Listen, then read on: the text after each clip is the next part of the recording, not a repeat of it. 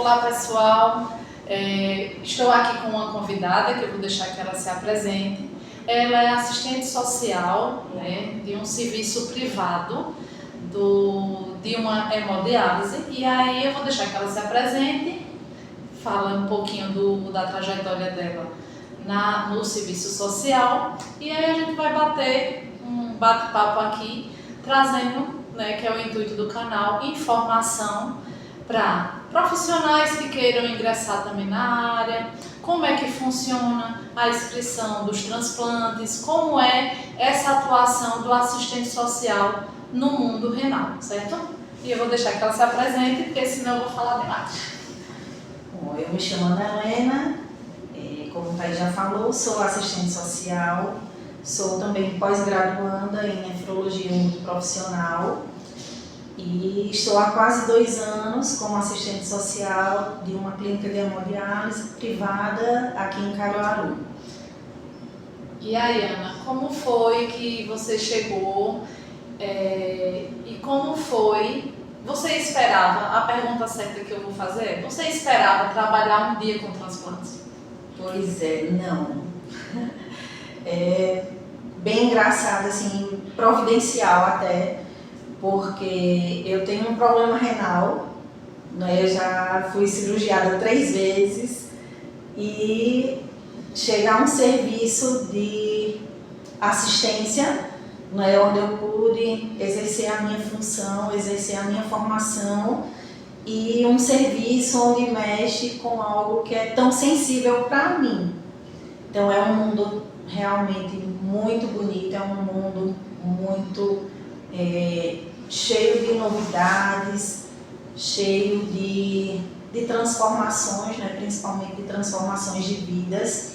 E eu lembro que quando eu cheguei, Thaís, quem já me acolheu, inclusive Thaís, quem me repassou muita coisa do serviço social, ela tinha que fazer esse trabalho, não é? Ela tinha que exercer a função de assistente social antes de mim, onde ela trabalhava, e muita coisa eu conhecia através dela.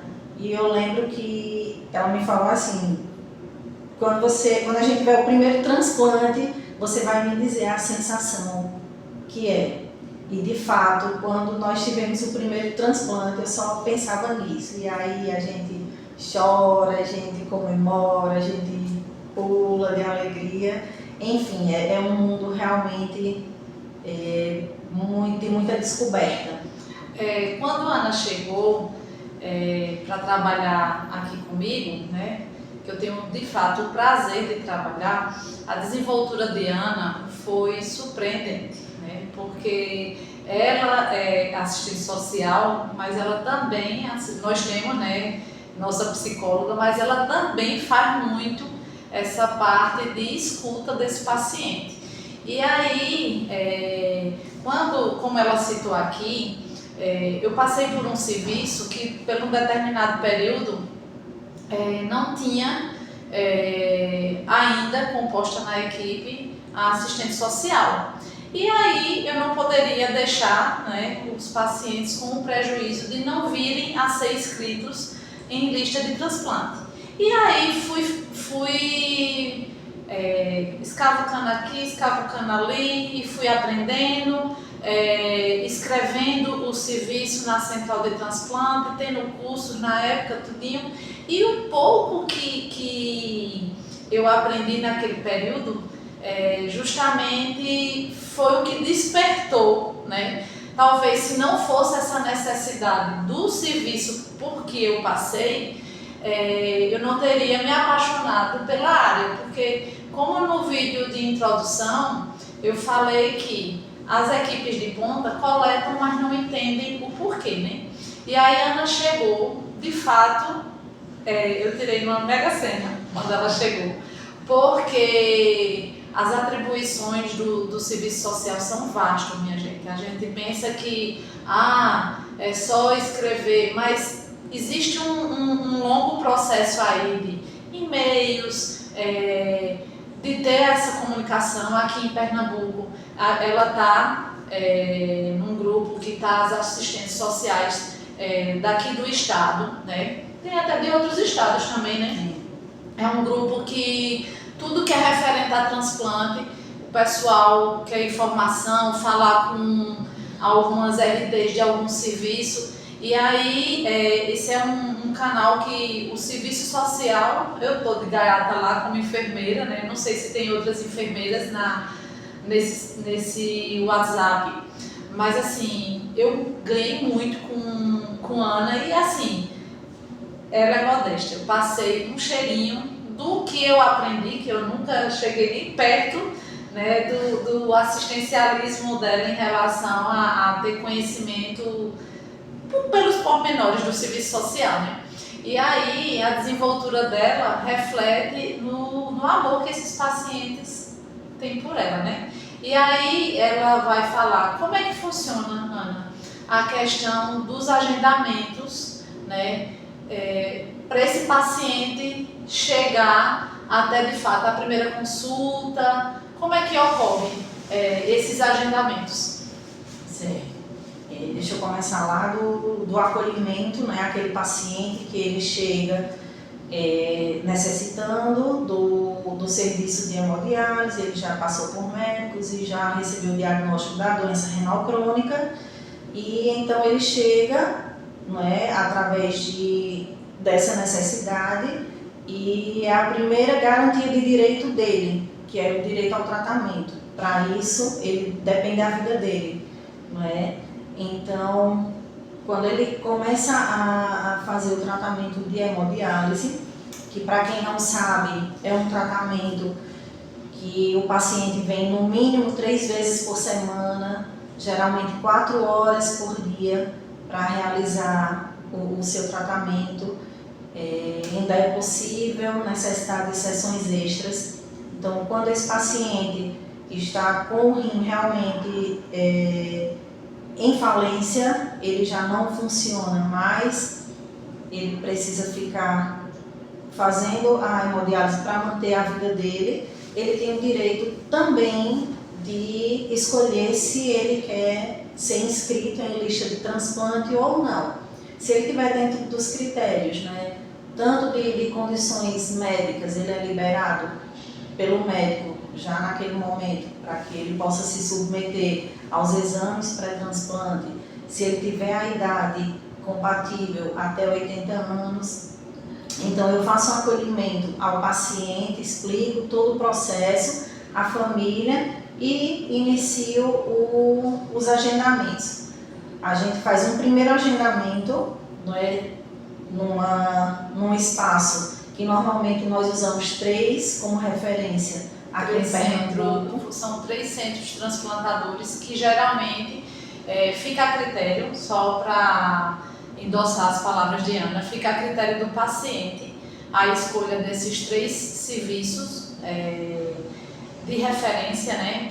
São centros transplantadores, e aí conforme o paciente expressa o desejo, quero ir para serviço 1, serviço 2 ou serviço 3, por exemplo, para a gente não citar nomes de instituições, aí ela vai direcionar, né, esses agendamentos conforme é sinalizado para ela. Isso, que na verdade esses centros transplantadores, como o próprio nome já está dizendo, ele vai ser somente o centro onde vai realizar, né, a cirurgia de transplante daquele paciente. Porque aquele paciente, a partir do momento que ele é inscrito numa lista única, SUS, daqui de Pernambuco, e a única diferença é de espaço de onde ele deseja que o acompanhamento dele aconteça e que a cirurgia dele de transplante aconteça. Realizado esse primeiro agendamento, o paciente volta com alguns exames solicitados, normalmente são muitos exames de sangue, são exames de imagem, são solicitações de vacinações, de pareceres médicos. E aí, nesse momento, eu auxilio o paciente a fazer esses agendamentos para quando realizar todos esses exames, eu solicito a consulta retorno para mostrar ao médico que vai estar acompanhando ele, não é, no pré-transplante. o médico analisando, avaliando que todos aqueles exames já são suficientes para entender que o paciente tem condições de se submeter a uma cirurgia de transplante, ali mesmo ele já dá um prazo de alguns dias, no máximo 20 dias geralmente, e o nome daquele paciente já é inscrito em Sistema Nacional de Transplante.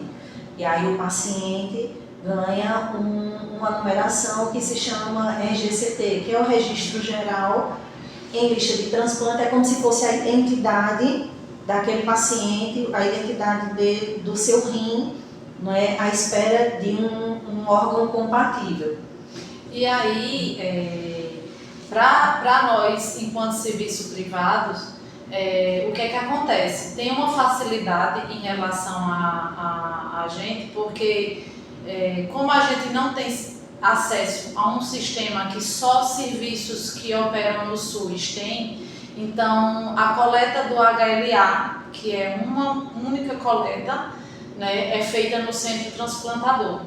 Apenas o que a gente fica fazendo aqui, fica responsável pela realização, é a renovação do soro e do painel, né, que nossa dinâmica aqui, a gente, como o volume da clínica que trabalhamos é um volume com capacidade de até 60 pacientes, e aí a gente tem 63% de pacientes aptos, né,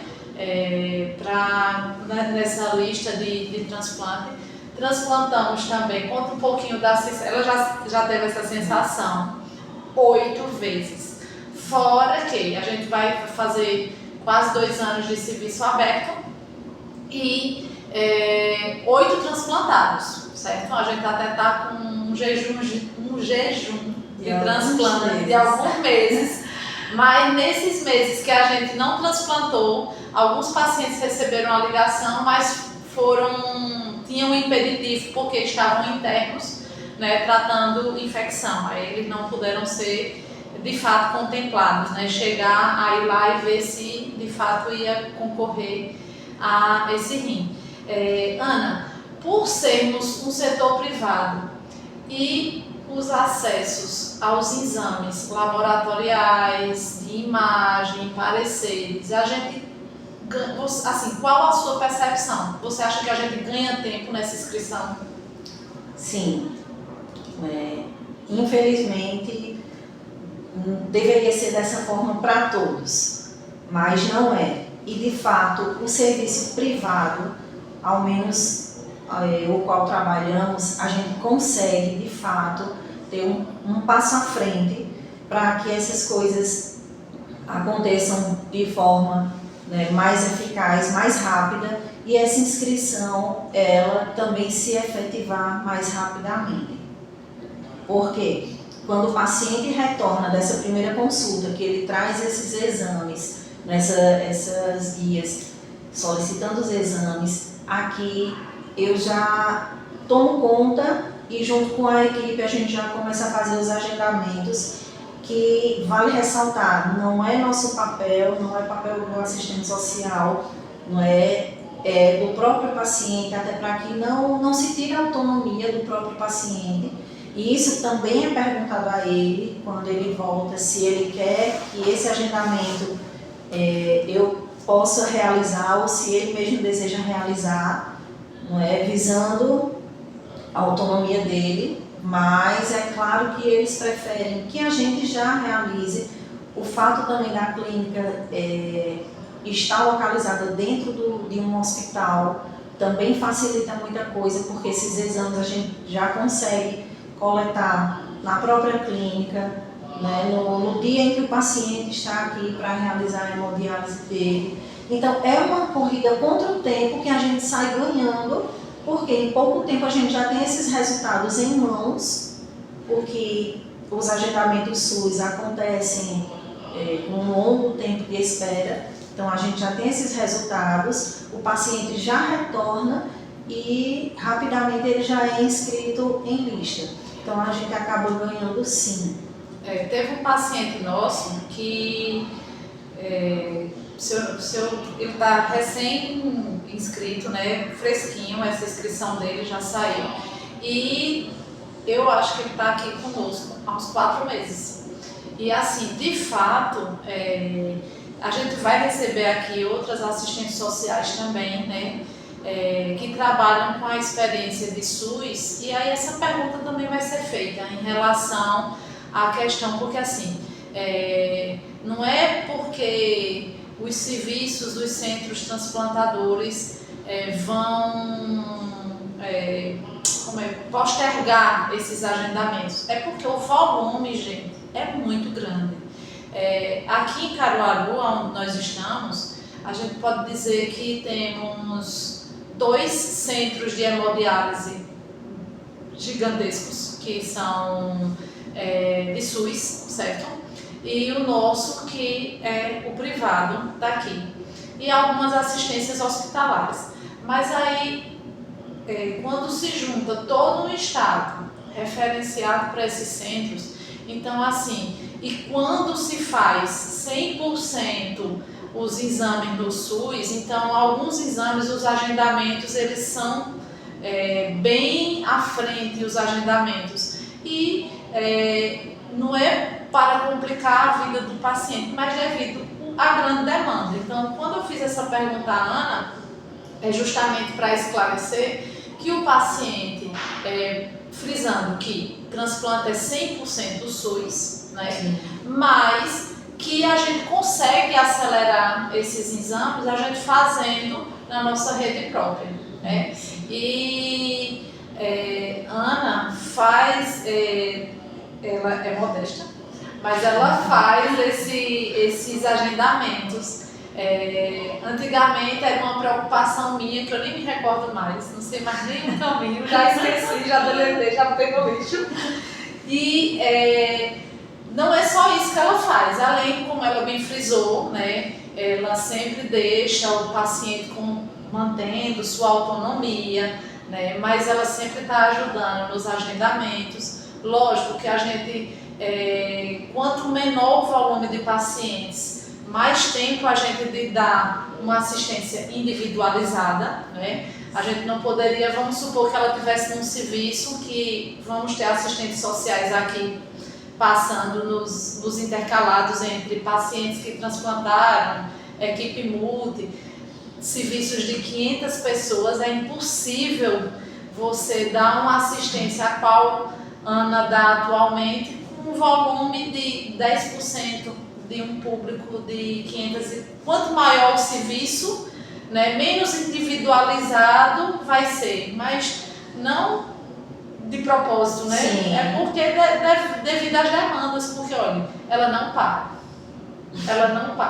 TFD, são agendamentos. Fala um pouquinho dos outros serviços que você presta aqui para os nossos pacientes.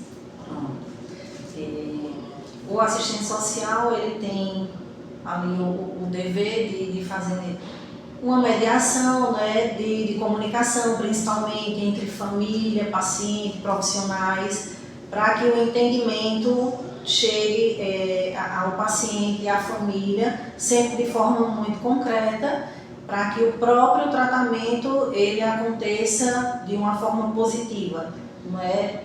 O menos impactante possível na vida daquele paciente e daquela família. O assistente social também tem o dever de promover a garantia de direitos daquele paciente, né? São pacientes que precisam de orientações acerca de serviços de TFD. Para quem não conhece, o TFD é o tratamento fora do domicílio, né? Todo paciente com doença renal crônica, ele tem direito ao acesso ao tratamento de hemodiálise. Se no município dele não oferta aquele tipo de serviço, não é, o município, o estado, ele tem o dever de encontrar um local o mais próximo possível do município daquele paciente para que ele realize o seu tratamento, certo? Isso no formato SUS ou no formato privado. O paciente ele precisa se deslocar se no município dele não tem aquele tratamento. E aí o município disponibiliza do TFD, né, que é um transporte coletivo para levar os pacientes para fazerem os seus tratamentos que lá não disponibilizam, levá-los e trazê-los. Então, o paciente que precisa de TFD, mensalmente ele precisa de uma declaração para comprovar lá que ele esteve usufruindo daquele serviço. Orientações acerca de serviços assistenciais, alguns serviços assistenciais, acerca de benefícios, não é, assistenciais ou da própria previdência, se o paciente ele tem vínculo, né, com a previdência, se ele é contribuinte, os direitos dele que ele deve usufruir. O assistente social também está sempre muito presente no dia a dia mesmo do paciente, para acolher a família, para poder dar um apoio individualizado, até porque cada paciente é único, então aquele atendimento é sempre muito individualizado, é sempre humanizado, e eu falo isso em nome de toda a equipe, porque para que o paciente também ele esteja bem, para ele, quando receber aquela ligação e ele ser chamado para o transplante, por trás teve todo um trabalho ali em equipe, que cada um fez a sua parte. Foi o nutricionista que ficou ali orientando, que ficou mantendo o paciente, a nutrição ali do paciente, para que ele esteja com as taxas legais. É o psicólogo que preparou para aquele momento, para que ele não se assuste, para que ele não tenha medo e diga um não no momento da ligação. É o psicólogo que prepara todos os outros para receberem a notícia de que o colega foi transplantado e ele aguarda muito tempo e ainda não, mas aguarda firme, confiante. É a equipe de enfermagem que trabalha ali minuciosamente, diariamente, com muita atenção, para que o paciente não tenha nenhum prejuízo. É o médico que acompanha diariamente, a fisioterapia, é toda uma retaguarda para que o paciente esteja pronto e que quando chegar o momento dele do transplante, ele esteja ali realmente prontinho, apto a realizar. E como a Ana falou, na verdade é um trabalho de equipe. Todo canto que eu passei, né, e eu preservo muito isso, e graças a Deus as equipes por onde eu passei sempre andaram de mãos dadas, né? Não existia aqueles degraus, o médico lá em cima, não, todo mundo de mão dada, né?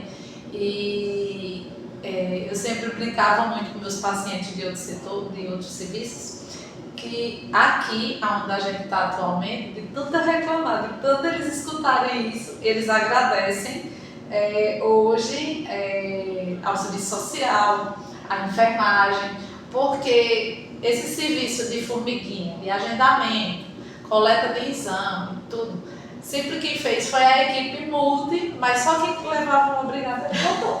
Aí eu me irritava, eu dizia, pois já pergunta aí pelo caminho que passou, que a gente fez. E aí, de tanto escutar me falar, hoje em dia eles agradecem mais a gente. Lógico, o nefrologista também tem sua contribuição, né? O nosso aqui, ele que leva os exames com toda boa vontade para o Recife, né? Que a gente poderia mandar num transporte particular. E às vezes a gente tem um envio fora do período, né? Temos muito a agradecer também a doutora Oscar, que eu vou falar o nome dele, porque se é para agradecer, depois eu mando o vídeo para ele, certo? Mas assim, é todo um serviço, como ela falou, de retaguarda, todo mundo de mãos dadas, né? É muito feliz quando esse paciente recebe essa ligação. E hoje ela está aqui, né, falando. Depois a gente vai ter um momento, por exemplo, com mais um integrante da equipe multi, né? E aí espero que ela aceite novamente nosso convite, né? Sempre. Deixe sua mensagem de considerações finais, mas desde já eu agradeço, né, você ter aceitado o meu convite para você participar, né, do início de um projeto que de fato, minha gente, é para trazer informação, e partilhar, porque cada transplante é único. Vai passar pessoas aqui que estão esperando o segundo transplante porque perderam. Vai ter relatos aqui de pacientes que o transplante foi um sucesso, mas teve as complicações iniciais. Então cada um vai trazer uma experiência única. Cada profissional que passar por aqui também vai trazer sua experiência de acordo com o que você vai viver com aqueles pacientes, né? Todo mundo é único, cada serviço é único, e aí assim, são relatos até para futuros assistentes sociais que escutando aqui a fala de Ana Helena se interessem para saber sobre o mundo da nefrologia e a especialização nessa área, né? Que é um campo a ser explorado. Sim, né? Muita coisa a gente aprende quando a gente chega no mundo, né? Por exemplo, pode ser que muitos de vocês tenham a mesma visão que eu tinha antes, que eu achava que o paciente, quando ele transplantasse, ele estaria curado. Quando acontecia uma necessidade, o paciente recebia um rim, pronto, tchau, estaria curado. E aqui, né, eu aprendi que não é cura, é mais um tratamento. Né? É um tratamento onde o paciente ali ganhou sua liberdade, ele não está mais na máquina, que eu acho que de tudo é o que mais incomoda, é o que mais entristece o paciente, ele ter que ficar dependente daquela máquina. E quando ele ganha o transplante, ele deixa de depender daquela máquina e dá início a um novo tratamento, não é? Que é um tratamento de acompanhamento, de medicações, de cuidados, porém ele continua sendo um paciente que precisa de acompanhamento renal, não é? Num outro formato, mas ele permanece sendo um paciente que precisa de muito cuidado. Só para ela concluir, se despedir, né? Mas aí ela falou da questão da liberdade em relação ao tratamento, e aí para trazer um pouco de esclarecimento, aqueles que estão em máquina e precisam viajar, explica um pouquinho, Ana, em relação a hemodiálise de trânsito. São solicitações de hemodiálise de trânsito. No mundo privado, ela vai focar um pouquinho no mundo privado, né? Porque existe também esse formato no mundo do SUS, da assistência dialítica do SUS, sendo que aí o tempo de você enviar isso, apesar que ela já conseguiu uma proeza de uma que foi solicitada pelo SUS e com uma semana, não foi? Isso foi um milagre, porque de fato para mim era impossível, né? Mas Deus abençoou e naquele dia saiu. Né? Explica um pouquinho antes da gente encerrar e mais uma vez lhe agradecer. O paciente, quando ele necessita viajar ou ele deseja viajar, muitas vezes se priva porque ele está ali preso à máquina e não pode deixar de vir para o tratamento. E aí a gente articula uma diálise em trânsito, que significa ele vai me dizer para onde ele vai e eu vou buscar uma clínica que esteja nas proximidades de onde ele vai estar viajando, para que possa entre em contato com a clínica e a gente articula, media para disponibilizar algumas sessões ou a quantidade que o paciente necessitar de hemodiálise lá naquela clínica, não é? Quando isso acontece através do SUS, a gente precisa acionar a regulação para passar por um longo processo, não é? De disponibilidade. É um pouco mais demorado por conta desse processo. No mundo do privado, a gente consegue entrar em contato diretamente com a clínica. Porém, às vezes acontece de que o convênio do paciente, ele vai viajar para outro estado e aí o convênio dele não permite que seja usado em outro estado. Aí eu aciono a regulação SUS daquele estado para tentar a hemodiálise.